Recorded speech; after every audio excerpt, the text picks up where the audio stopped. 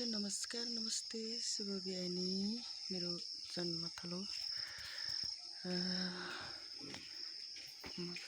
म जन्मेको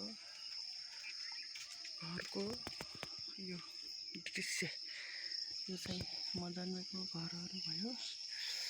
तलबाट खिचेको त देखिन्थ्यो होला, माथिबाट खिच्दाखेरि घर देखेको छैन।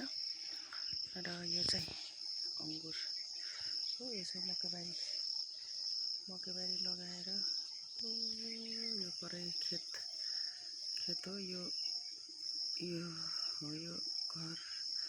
अहिले कान्छा भाइ बस्छ, जेठो बुवाको छोरा।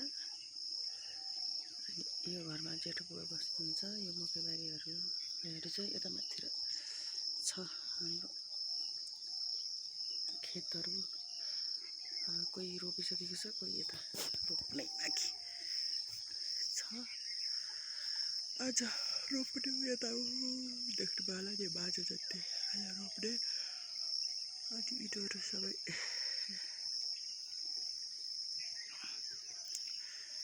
हाम्रो म जन्मेको गाउँ हो, म जन्मेको ठाउँ, मेरो जन्मभूमि, मेरो प्यारो जन्मथलो।